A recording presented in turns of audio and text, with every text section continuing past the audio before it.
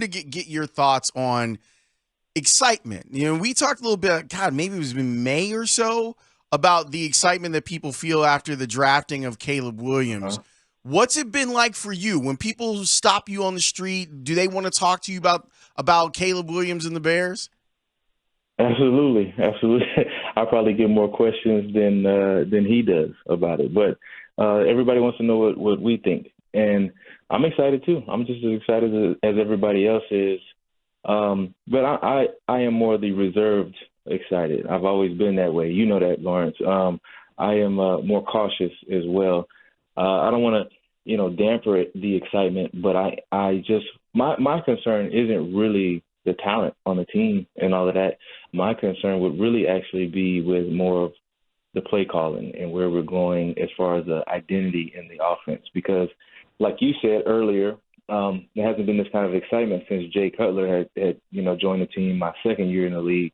And it was like, man, we got a big-time quarterback, and, everybody was hyped and excited about it.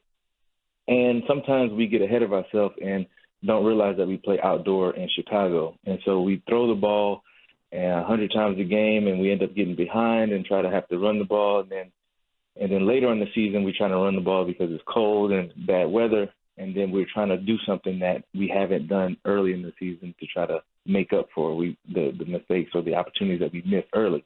I don't want our team to do that, to get so ahead of ourselves with a rookie quarterback to say, hey, let's just put it all in his hands and throw the ball 70 times a game. I think we can help him out by having our great defense play some really good football and then running the ball, because he's really good in play action as well. So setting up those pass plays, letting them get on the move and on the run, as we saw in preseason, some of those dynamic throws that he made in those games. But, Matt, if he's the guy, and I know exactly what you're saying, and that I have generally defaulted to your position my entire life of football fandom and observation. But if he's the guy, I want him to bend time and space around him and go be the guy and have our jaws drop and say, I'm going to make everybody look great and I'm going to make everybody happy. Yeah, I mean, that's true. And if we look at some of the offenses that have had these quarterbacks like that they're the guy. If we look at the Tom Brady's, the Drew Brees, the Aaron Rodgers, they all had an effective, kind of complementary run game that helped them out as well. They are super generational type of talent. They don't just fall off the tree. And let's say Caleb Williams is that. It's only going to make them better by having a dynamic run game, being able to take the pressure off of them and keep another good quarterback when you get into the playoffs off the field, and then having a solid defense to take the pressure off of them, especially as a rookie. So I think either way you look at it, and I'm not being biased because I'm a running back. I just know this from experience. A little bit, maybe a little bit. No, I know from experience is that, a solid run game is going to really help out not only a rookie quarterback, but any quarterback who the defense can't just pin their ears back and rush the passer, every down. What's impressed you the most from what you've seen of Caleb Williams? I would say the just natural playmaking ability, the intangible things that you can't really recruit. You just have to wait to see that he has it. And then the throws that he makes and the pinpoint accuracy on a lot of stuff moving out of the pocket. But other than that, those intangible things that are hard to recruit, while people miss on a lot of quarterbacks, is the leadership aspect, the stuff that doesn't show up on the stat sheet, the staying after practice, the watching film, the how do you help other guys become better at their craft and their game. So I think that is what's going to be the key to it, but also what I see early on in him that is impressive.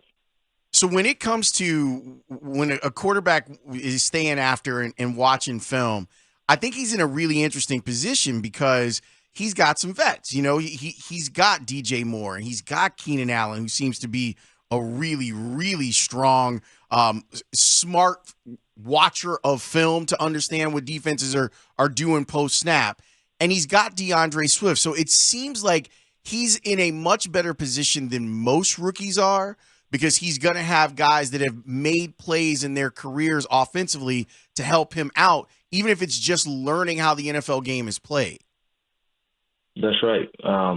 He's coming into probably he couldn't pick a situation as good as this with the type of receivers that he has and weapons around him, veteran presence in the tight end room, in the receiver room, and then even in the running back room. And so, to be able to have those type of guys, not just as weapons, but as someone to bounce ideas off of, to watch film with, to get on the same page with, because these guys have seen pretty much every defense, every look that's been thrown at them, how to run certain routes against certain defenses, and blitzes and different coordinators that they played against, and that have all tried to focus on them and stop them. And when you got a guy like DJ and Keenan on the outside, they have defensive coordinators who have made it a game plan and a scheme to stop them specifically. And so, if you can still have guys be successful in that and have gone up against those type of things,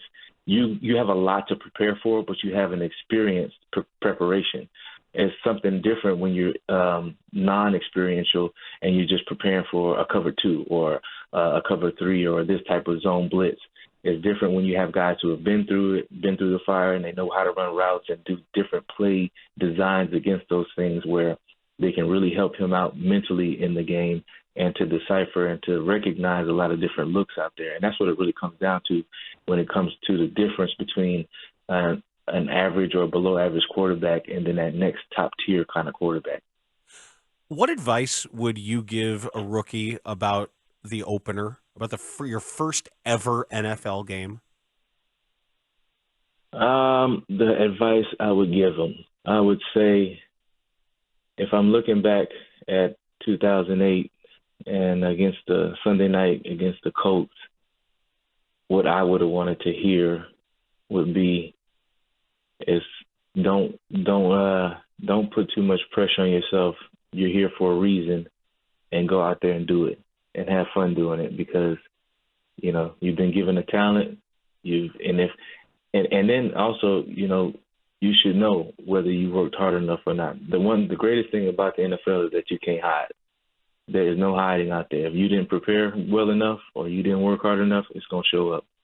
And so this the greatest, especially your first game, the greatest revealer of where you're at and if you can really play this game and how much improvement that you need to do. My first game obviously broke, Gale Sayers' record or something like that. I don't even remember what the record is, but did something amazing.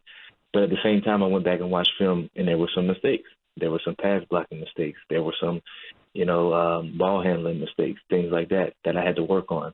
So as good of a game as you can play, always know there's something to work on. And that professional attitude is what's going to take you into a long career that'll help you to be successful. Matt, you were in some offensive huddles with guys that wanted the football. Let's just say it that way. Guys who thought they were open. And look, you were a guy that also was open a lot, and you helped quarterbacks out a lot. How does that work inside of a huddle? And what things will Caleb need to be aware of when he's got guys that want to make plays for him, and they go, "Hey, Rook, I was open. I got this guy. Just look my way." How does that stuff get figured out in the moment in a game, and then during like the next week when you're going through the film of it? Yeah, it's one of those things where everybody's got to let their pride down. There's only one football to go around, and at the same time, you only have two eyes at quarterback, so you can't see everything. And if there's an instance where a guy is open and he, say the quarterback didn't see it, and they come back and talk about it, it's all about the approach. It's like, hey, the next time we get to a route when it's cover one on the backside and I'm man to man, I'm gonna beat this guy because I did it last time. And then it becomes a trust thing. If you say that, and then the second time you come out there and you don't beat him, then the quarterback's not gonna trust you. He's not gonna go back to you. But I used to tell guys all the time who complained, if they complained about, man, I'm over there, give me the ball. I only got 4 catches right now, and this and that. It's what's best, for the team and in the moment that we're in. The what's best is not getting you 10, 20 catches.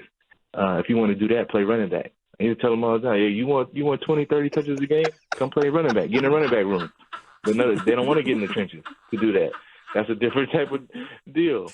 You know what I'm saying? So it just comes down to, like, man, dropping your pride and realizing, like, let's go with what's working right now. If what's working is, you know, us running the ball 30 times, then that's what's working. It's going to win the game. If what's working right now is spreading the ball out and, you know, hitting short passes, then that's what we got to go with. So it's got to all be got to be all geared towards winning the game and not just, you know, padding stats and all these other things. If you're playing good ball and you're on the same page and you have an identity as a football team, the stats will come. You ain't got to worry about that.